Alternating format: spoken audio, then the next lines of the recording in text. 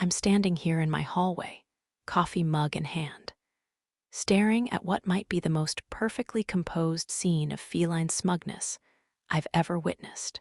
Muffin is sitting in my linen closet, perched regally on top of my freshly folded bath towels, like she's posing for a Renaissance painting titled Cat Among Linens, Study in Domestic Authority. The thing is, I distinctly remember closing that closet door last night after putting away laundry.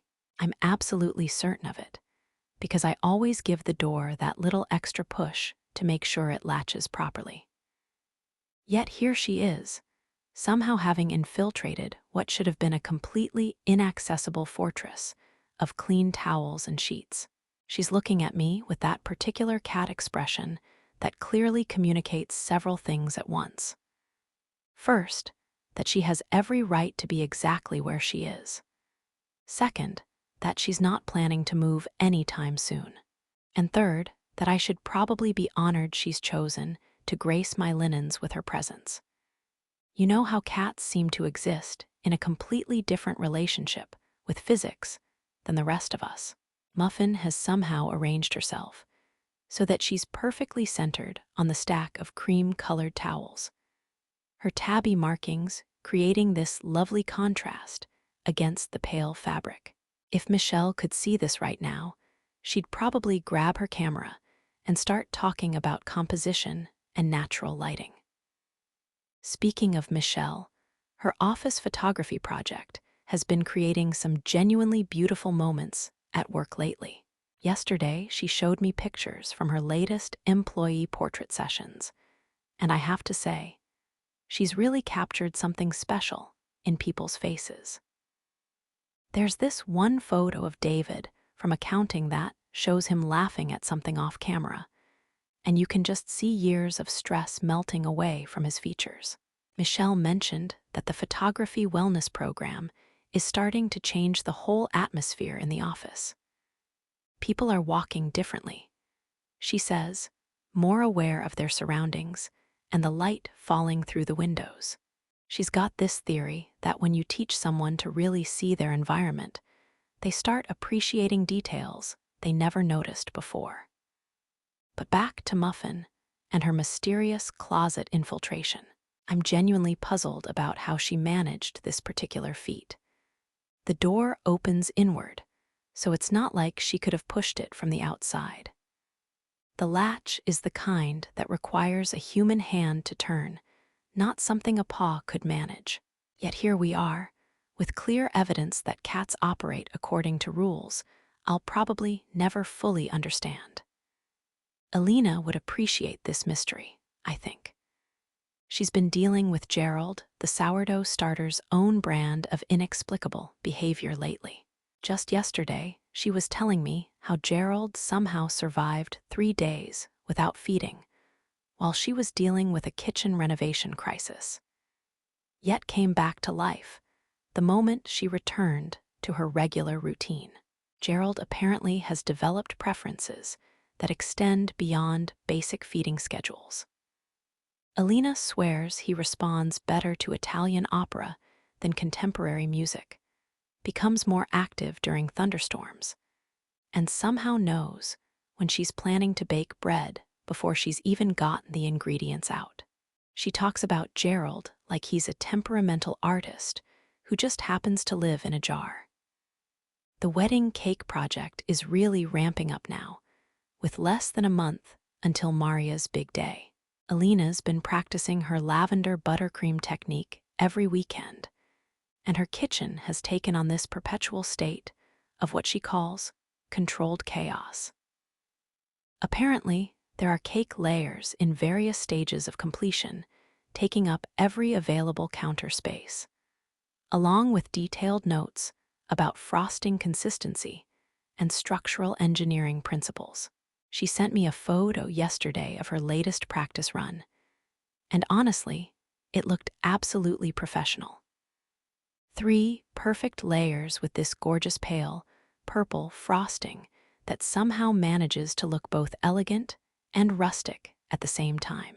But Elena being Elena, she's already identified 17 things she wants to improve before the actual wedding day. I finally approach the linen closet to negotiate with Muffin about relocation. She gives me one of those slow, deliberate cat blinks that clearly indicates she's considered my request and found it somewhat presumptuous. We engage in a brief staring contest, which, predictably, she wins through sheer force of feline determination. The compromise we eventually reach involves me carefully extracting the towels from beneath her while she graciously relocates to the top shelf, where she can maintain supervisory oversight of my linen organization efforts. This arrangement seems to satisfy her sense of dignity while allowing me to actually use my towels. You know what I love about Wednesday mornings? They have this particular energy that's different from Monday's ambitious fresh start or Friday's anticipatory weekend joy. Wednesdays feel settled, like you found your rhythm for the week and can focus on the details that matter. Robert seems to have discovered this Wednesday groove too. His office coffee plant Bean has been thriving in the summer heat, developing new leaves at what Robert describes as an unprecedented rate. He started bringing his camera to work to document Bean's daily growth, creating what amounts to a botanical time-lapse project. Bean has apparently become something of an office celebrity. Robert tells me that people from other departments now make detours just to check on Bean's progress and contribute to the daily growth discussions. Someone from marketing suggested Bean needs his own social media account, which Robert is actually considering with the kind of seriousness most people reserve for major life decisions. The latte art progression is coming along beautifully too. Robert's weekend practice sessions have evolved from unidentifiable blobs, as he puts it, to recognizable hearts and the beginnings of leaf patterns. He's got this methodical approach where he documents each attempt, analyzing what worked and what didn't. Like he's conducting scientific research into milk foam dynamics. Amy, his wife, has been remarkably patient with the endless coffee experimentation happening in their kitchen every Saturday and Sunday morning. Robert mentioned that she started rating his latte art attempts on a scale of 1 to 10, which has become their own little romantic ritual. Apparently, a 7.5 earns him dishwashing duty relief, while anything above 8.5 gets him breakfast in bed the following weekend. I settle into my reading chair with my coffee, finally properly caffeinated and ready to tackle the day's gentle ambitions. Muffin has completed her linen closet inspection and moved on to more pressing supervisory duties, which currently involve monitoring a suspicious-looking dust mote floating near the living room window.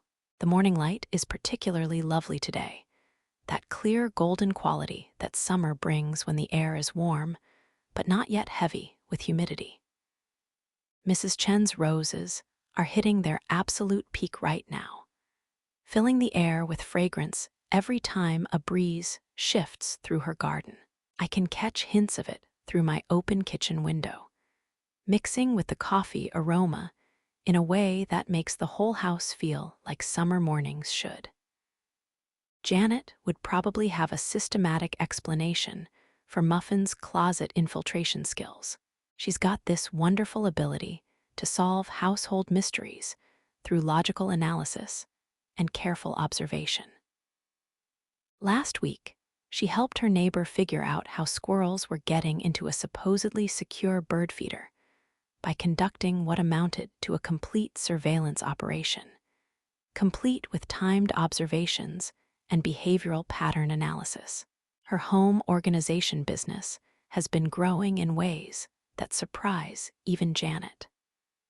Word-of-mouth recommendations have created a waiting list of families wanting her systematic approach to household management. She's been developing what she calls maintenance schedules that help people sustain organization systems long after she's finished the initial setup. The success stories are pretty remarkable. Janet told me about one family where teenage homework battles completely disappeared after she redesigned their study space and created clear organizational systems. Another client reported that morning routine stress vanished once Janet implemented her color-coded scheduling system for a household with 3 kids and 2 working parents. What I find most impressive about Janet's approach is how she adapts her military organizational training to fit each family's actual lifestyle, rather than imposing some rigid standard system. She studies how people naturally move through their spaces and work with those patterns instead of against them. The morning radio weather report is predicting another beautiful day, with temperatures reaching the low 80s and just enough breeze to keep things comfortable. Perfect weather for the kind of summer rhythm that makes you want to keep windows open and spend extra time outside. This makes me think about Marcus and his Toyota pickup restoration project, which has become a genuine neighborhood entertainment. His garage door has been open most evenings lately, with various friends and neighbors stopping by to check on the progress and offer unsolicited advice about paint colors and interior fabric choices. Marcus being Marcus, he's turned these impromptu visits into informal automotive education sessions. He's teaching people basic maintenance skills while working on his own project, creating this lovely community learning environment where everyone benefits from shared knowledge and hands-on experience. The truck itself is really coming together beautifully. Last time I saw it, Marcus had the engine completely rebuilt and was starting on the bodywork. He's chosen to restore it to factory specifications rather than modernizing it, which means researching original paint colors and tracking down period-appropriate parts through online forums and specialty suppliers. What strikes me most about Marcus's approach is how thoroughly he's enjoying the process, rather than just focusing on the end result. He's savoring every challenge and celebrating small victories, like getting the carburetor properly tuned or finding the exact right shade of interior fabric. The restoration has become less about having a perfect truck and more about the satisfaction of understanding how things work and learning skills he can share with others. Benny appears in the doorway, having completed his morning security patrol with typical thoroughness. He gives me that expectant look that clearly communicates breakfast time has arrived according to his internal schedule, which runs approximately 15 minutes ahead of standard human breakfast timing. We head to the kitchen together, where Benny positions himself strategically for optimal supervision of breakfast preparation activities. He's got this routine down to a science, sitting just close enough to catch any accidental dropping of food items while maintaining enough distance to avoid being considered underfoot and therefore in the way. The kitchen smells like summer morning, with warm air carrying the scent of herbs from my windowsill garden mixed with the lingering aroma of coffee, and just a hint of Mrs. Chen's roses from next door.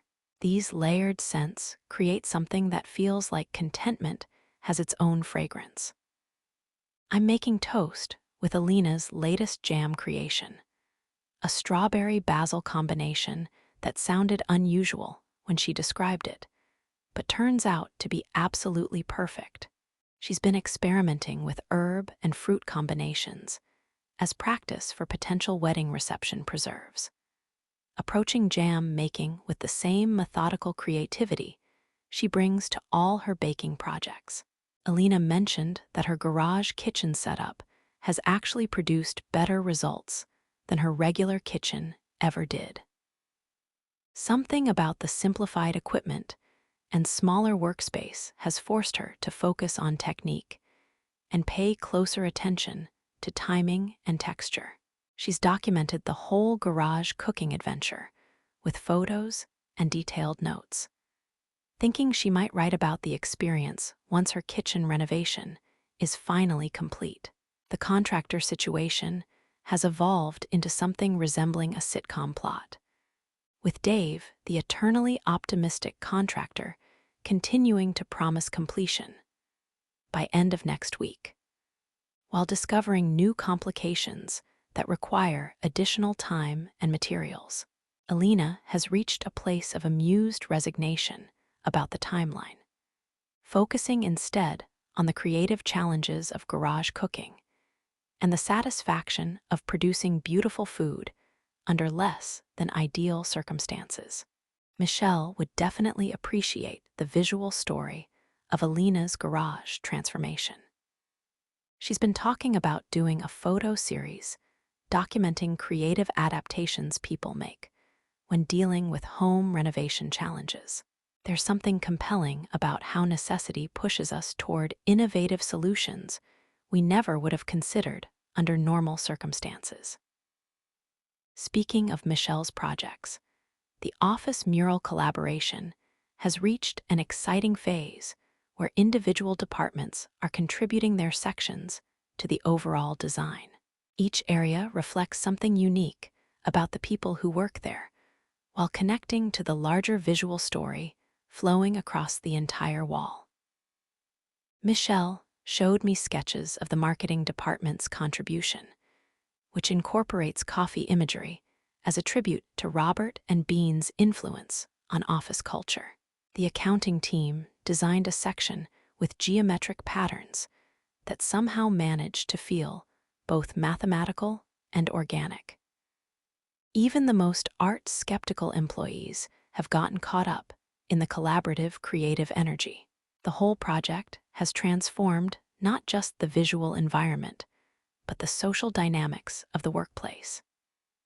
People linger in the hallway to discuss color choices and design elements, creating spontaneous conversations between colleagues who previously barely acknowledged each other. Michelle's theory about visual engagement improving workplace relationships seems to be proving itself through daily interaction changes. Let me tell you about this beautiful Wednesday morning moment I'm having right now.